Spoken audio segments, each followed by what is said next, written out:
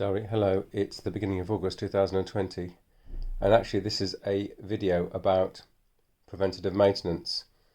And it's been thought of because I'm about to perform some maintenance on Agata's bicycle. Now, about a week ago, her rear cassette, or block as I'd like to call it, crumbled and had a catastrophic failure. And the replacement block is more difficult to cycle upon, ratio wise. So I'm going to change this chain ring, which is the small chain ring. And talking about preventative maintenance is because I'm also going to change some other bits. I'm going to probably change the bottom bracket, which is here, and I'll change the chain as well. And it led me on to a discussion about preventative maintenance and what happens, I suppose, between when you're working and when you're out of work or retired.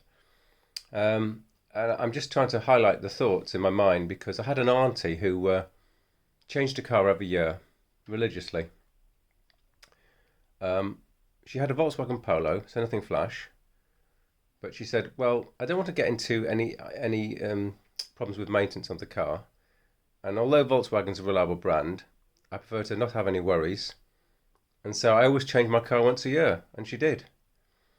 And then, having moved away out of England, and we now find ourselves back in England, and I live in a different kind of neighbourhood.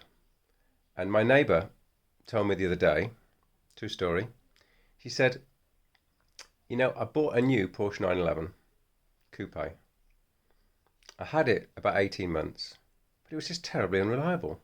She said, I can't stand unreliable cars. So you know what? I bought a new BMW M4 instead.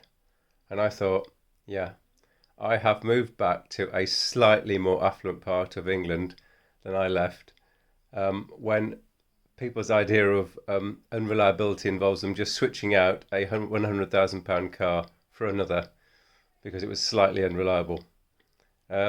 So all in all, what I'd like to say is, if you have the funds, perform preventative maintenance, and in our case, in a much more mundane fashion, I'm going to change the chain wheel of Agata's bicycle, but it's sensible to change some of the other items in the drivetrain.